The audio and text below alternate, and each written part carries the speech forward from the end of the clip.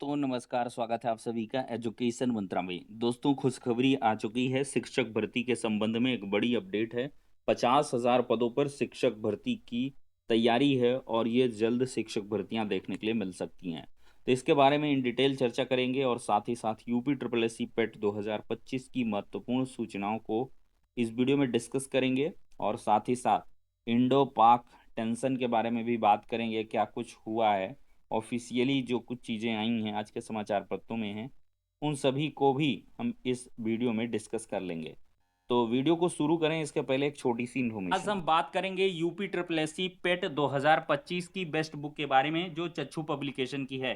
दोस्तों अगर इस स्टडी गाइड की बात करें तो इसमें 2200 से अधिक महत्वपूर्ण बहुविकल्पीय प्रश्न हैं और जिनकी प्रॉपर एक्सप्लेनेशन दी गई है। इसके साथ ही साथ 4 प्रीवियस ईयर सॉल्व्ड पेपर हैं और इन प्रश्नों की भी प्रॉपर एक्सप्लेनेशन इस स्टडी गाइड में दी गई है। ये स्टडी गाइड आपको ऑनलाइन और ऑफलाइन दोनों मोड में अवेलेबल कराई गई है। ऑनलाइन के लिए लिंक डिस्क्रिप्शन बॉक्स में अवेलेबल है और ऑफलाइन के लिए आप किसी भी नज़दीकी बुक स्टॉल पर कांटेक्ट कर सकते हैं। इतना ही नहीं, स्टडी गाइड के साथ साथ यूपी ट्रिपल एस सी पेट 2023 की चच्चू पब्लिकेशन की एक प्रैक्टिस वर्कबुक भी आती है। इसको खरीद करके अगर आप सॉल्व करेंगे प्रश्नों को तो अपनी तैयारी को और भी मजबूत कर सकते हैं।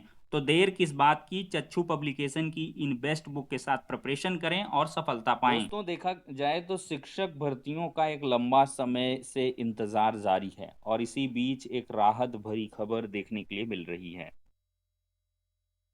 दोस्तों अमर उजाला ब्यूरो की तरफ से ये अपडेट दी गई है, शिक्षकों के 50,000 से अधिक पदों पर अब नई भर्ती की तैयारी। प्राथमिक में 27 और अशासकीय माध्यमिक विद्यालयों में 24,000 पद खाली। तो उत्तर प्रदेश शिक्षा सेवा चयन आयोग शिक्षकों के 50,000 से अधिक पदों पर नई भर्ती की तैयारी कर रहा है। आयोग को अब तक बेसिक माध्यमिक और उच्च शिक्षा विभागों से रिक्त पदों अध्याचन मिलने का इंतजार है। इसके लिए आयोग की ओर से 8 बार तीनों विभागों के प्रतिनिधियों की बैठक बुलाई जा चुकी है। आयोग में 3 दिन पहले हुई बैठक में उच्च शिक्षा निदेशालय के प्रतिनिधियों ने आश्वस्त किया है कि 15 से 20 जून के बीच असिस्टेंट प्रोफेसर भर्ती के लिए रिक्त पदों का अधियाचन भेज दिया जाएगा। अशासकीय महाविद्यालयों में असिस्टेंट प्रोफेसर के 1,000 से ज़्यादा पद खाली हैं। आयोग के सूत्रों के अनुसार माध्यमिक शिक्षा विभाग भी अशासकीय माध्यमिक विद्यालयों में सहायक अध्यापक टीजीटी व पीजीटी के रिक्त पदों का अधियाचन जून के आखिरी हफ्ते तक उपलब्ध करा देगा। तो टीजीटी पीजीटी की नई तैयारी जो कर रहे हैं भर्ती की, वो लोग समझ लें कि जून के आखिरी सप्ताह तक अधियाचन उपलब्ध हो जाएगा और मुझे ऐसा लग रहा है कि जुलाई अगस्त तक आपका नई भर्ती का विज्ञापन दिख जाएगा, कम से कम अगस्त तक। तो अशासकीय माध्यमिक विद्यालयों में टीजीटी पीजीटी के 24,859 पद रिक्त पड़े हैं और 20,745 पद टीजी की हैं और 4,384 पद पीजीटी के हैं। अब देखिए इंपॉर्टेंट बात, दोस्तों देखा जाए तो वहीं बेसिक शिक्षा विभाग में सहायक अध्यापक के तकरीबन 27,000 पद खाली हैं। आयोग ने बेसिक शिक्षा विभाग से भी रिक्त पदों का अधियाचन मांगा है। अगर तीनों विभागों के द्वारा शिक्षकों के रिक्त पदों का अधियाचन समय से भेज दिया जाता तो आयोग 50,000 से अधिक पदों पर भर्ती का विज्ञापन जारी कर देगा। विभागों को ऑनलाइन माध्यम से रिक्त पदों का ई अधियाचन भेजना है। ये काफ़ी इंपॉर्टेंट है दोस्तों। बेसिक में लगभग 27,000 और माध्यमिक में यानी कि टीजीटी पीजीटी में लगभग 24,000 की वैकेंसी अवेटेड है। देखते हैं कितना समय लगता है। बाकी धैर्य रखिए, शिक्षक भर्ती तो आनी ही है, लेकिन इसके लिए समय लग सकता है। लेकिन ये पूरी तरीके से झुठलाया नहीं जा सकता कि खाली पद नहीं है और भर्तियां नहीं होंगी। दोस्तों टीजीटी भर्ती के लिए आयोग फिर मांगेगा केंद्रों की सूची। आयोग 14 और 15 मई को प्रस्तावित टीजीटी परीक्षा स्थगित कर चुका है। यह परीक्षा 21-22 जुलाई को प्रस्तावित है। इसके तहत टीजीटी के 3,539 पदों पर भर्ती होनी है। 8,69,000 अभ्यर्थियों ने आवेदन किए हैं। हालांकि आयोग के परीक्षा नियंत्रक की ओर से सभी जिला अधिकारियों को भेजे गए पत्र में यह कहा गया है कि लिखित परीक्षा की नई तिथि निर्धारित होने के बाद परीक्षा केंद्र उपलब्ध कराने के लिए एक बार फिर पत्राचार किया जाएगा। और साथ ही साथ 18 और 19 जून को प्रस्तावित है पीजीटी की परीक्षा। तो 624 पदों पर भर्ती के लिए परीक्षा करानी है और इसकी लिखित परीक्षा 18-19 जून को प्रस्तावित है और इस परीक्षा के लिए 4.5 लाख अभ्यर्थियों ने आवेदन कर रखा है। दोस्तों, UP triple S C PET 2025 का जो विज्ञापन है वो निकल चुका है और इसके ऑनलाइन आवेदन भी बहुत जल्द शुरू होने वाले हैं।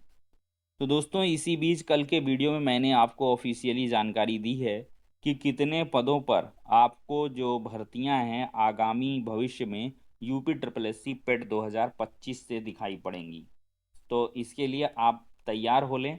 बाकी दोस्तों, देखा जाए तो स्कोर की वैधता को लेकर एक महत्वपूर्ण बदलाव हो चुका है।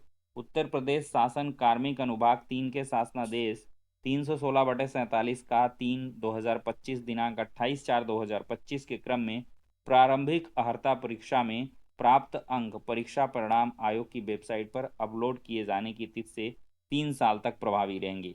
मतलब पेड 2025 की वैलिडिटी 3 साल हो चुकी है, एक के बदले 3 साल। हालांकि जो नॉर्मलाइजेशन है, यानी कि जो नॉर्मलाइज्ड अंक हैं, वो आप बढ़ाने के लिए अगर आपके कम हैं तो और भी एग्ज़ाम दे सकते हैं। 3 साल की अवधि में मान लिया 2 बार पेट हुआ या 3 बार हुआ तो 3 बार आप दीजिए, नो टेंशन, कंडीशंस अप्लाई।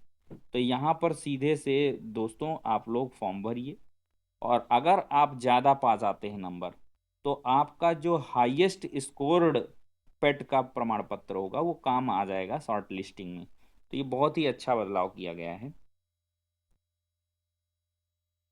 बाकी दोस्तों, शाम 5 बजे भारत पाकिस्तान के बीच संघर्ष विराम जो है लागू हो गया है और 6:25 पर पाकिस्तान ने जम्मू कश्मीर में शुरू की फायरिंग। राजस्थान गुजरात में कई जगह धमाके हुए, कई शहरों में ब्लैकआउट चेतावनी पर रुकी फायरिंग। संघर्ष विराम के बाद भी बाज नहीं आया पाकिस्तान, रात तक गोलाबारी, सेना को जवाबी कार्रवाई के निर्देश भी दिए गए और 90 मिनट में पाकिस्तान के 11 एयरबेस ध्वस्त किए गए। पड़ोसी मुल्क पर इससे बना था दबाव। तो ट्रंप की संघर्ष विराम का श्रेय लेने की कोशिश भी रही है। समझदारी में भरे फैसले की बधाई। तो देखिए, मध्यस्थता में रातों देखिए लंबी बातचीत हुई, सीधी वार्ता, तीसरा पक्ष शामिल नहीं। आधिकारिक सूत्रों ने कहा है कि दोनों देशों में सीधी द्विपक्षीय बातचीत में संघर्ष विराम पर सहमति बनी है। भारत ने कहा इसमें तीसरा पक्ष शामिल नहीं था। किसी अन्य मुद्दे पर अन्य किसी स्थान पर बातचीत का कोई निर्णय नहीं हुआ है।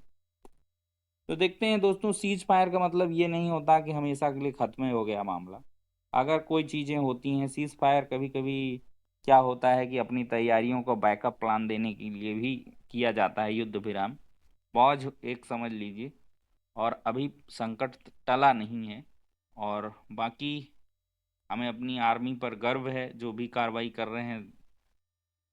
देश के प्रधानमंत्री पर गर्व है, जो भी वो निर्णय लेंगे उचित लेंगे, सारे चीज़ों को ध्यान में रखते हुए।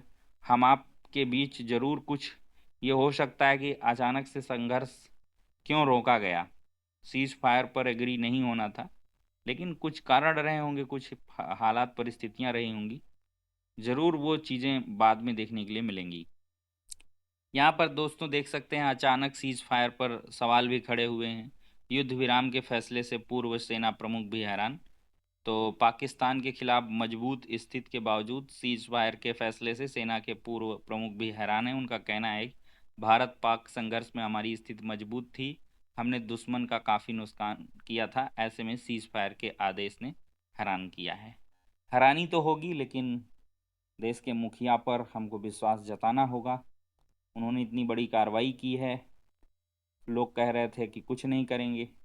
15 दिन हो गया, इतना दिन हो गया, घर में बैठकर बातें करना और कहीं ना कहीं रियल सिचुएशन का फेस करना, इनमें काफ़ी बड़ा अंतर भी होता है। इस बात को भी हमको समझना चाहिए। तो ठीक है दोस्तों, इस वीडियो में हो गई कुछ इंपॉर्टेंट अपडेट्स, नेक्स्ट वीडियो में मिलते हैं।